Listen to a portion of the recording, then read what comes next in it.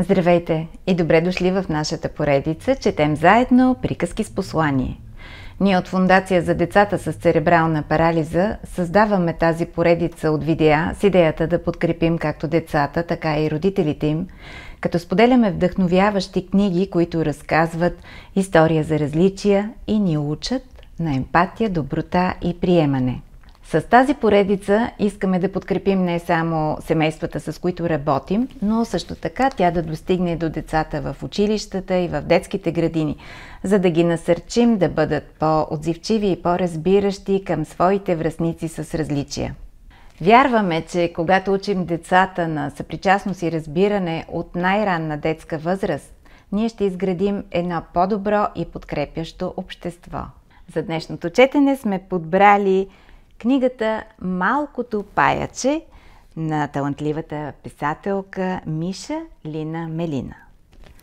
Това е история, която разказва за необикновеното приятелство между незрящо момче и неговия чуден другар, малкото паяче. Момче, което вижда със сърцето си и не робува на предразсъдъците на възрастните. Започваме. Живяло някога едно паяче със своето семейство в стара схлупена къщурка. То било щастливо, тъй като наоколо имало още много паячета, с които можело да си играе и да се забавлява. Къщата била обитавана и от други живи същества, но то се страхувало от тях, понеже били огромни.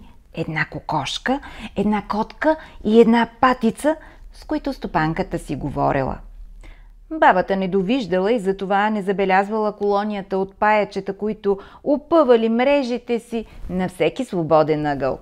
А малкото паяче много обичало да се люлее на люлката, която неговият татко изплел специално за него, и да мечтае.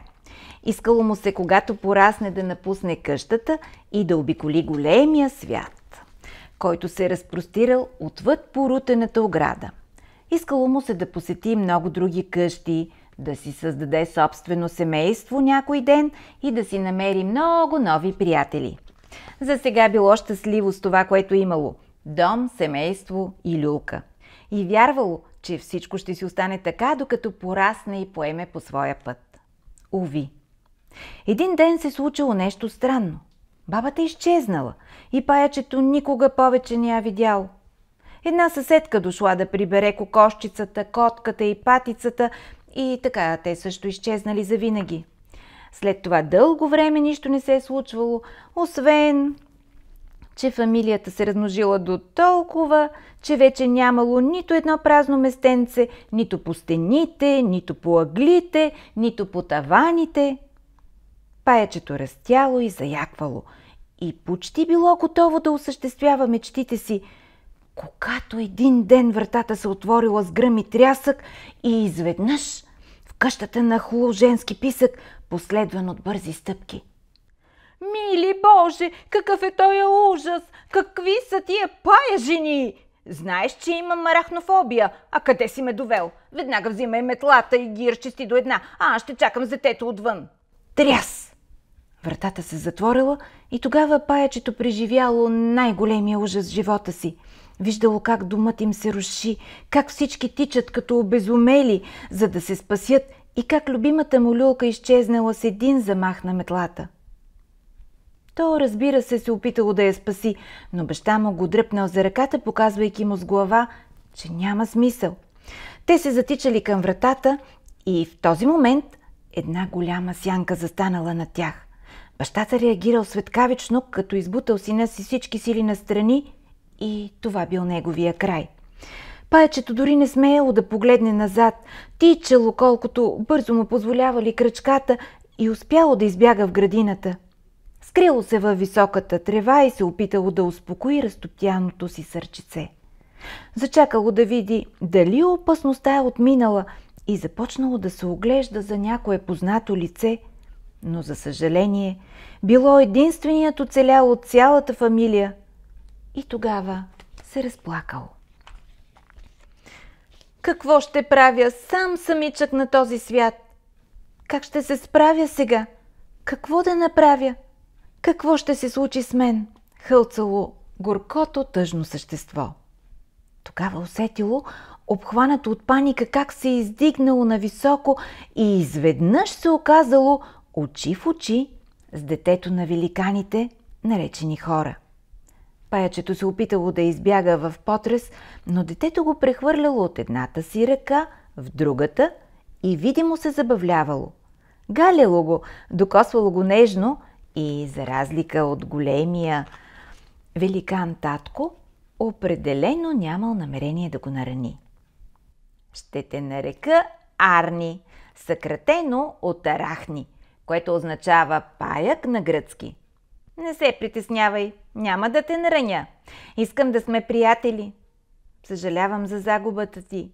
Големите хора са такива, просто решават, че някой не им харесва и прас по главата. Толкова ги е страх, че не виждат по-далеч от носа си. Пък аз съм бил незрящият в това семейство. Да, аз може да не виждам с очите си, но пък виждам със своето сърце. И това, което виждам в момента, е едно малко, тъжно изплашено паяче, което току-що е изгубило цялото си семейство. Не се безпокой, аз ще те върна в тревата и ще тръгна в обратната посока, за да не те открият мама и татко. Те не са лоши по принцип, просто са много уплашени за мен и понеже не знаят как да се справят с новата ситуация, се опитват да ме предпазят от всичко и от всички. Ето така се придобиват хиляди фобии, когато те е страх от нещо или пък се притесняваш прекалено много за някого. Знаеш ли какво е фобия? Това също е гръцка дума и означава страх, ужас. А когато те е страх от нещо, ти или бягаш от него, или се опитваш да го унищожиш, но ако си позволиш да му дадеш шанс и да го опознаеш отблизо, виждаш, че всъщност то не е толкова страшно. Изведнъж, зад гърба на детето се чуло тихо подсмъркване и майка му се обадила.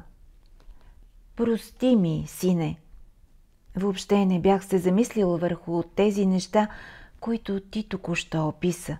Ти си толкова мъдър, въпреки крехката си възраст. Можеш да задържиш Арни. Ако решиш и от тук нататък, когато се появи паяче в къщата, просто ще го хващам с един специален инструмент и ще го пускам навън цяло целеничко. Прости ми и ти, Арни, за болката, която ти причинихме поради моя безумен страх. Благодаря ти, мамо, но мисля, че Арни ще бъде по-щастлив, ако живее навън, казало момченцето и отворило шепичка, за да позволи на Арни да изпълзи към тревата. Арни се обърнал и погледнал в невиждащите очи на своя нов приятел, усмихнал се с умиление и благодарност и после потеглил на пътешествие из големия нов свят, който го чакал извън порутената ограда.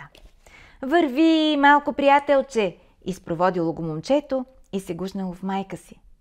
Благодаря ти, мамо, че му запази живота и ми позволи да го пусна. Не се притеснявай толкова много за мен. Аз ще се справя и ще видиш, че стореното добро ще се върне в нашето семейство. От тогава малкото момченце започнало да рисува и разказва истории за малките паячета, както и за всякакви други насекоми, които повечето хора не забелязвали и смятали за нещо незначително, а често дори и презирали. Макар да нямало зрение, чрез своя усет и въображение, момчето създавало чудни картини.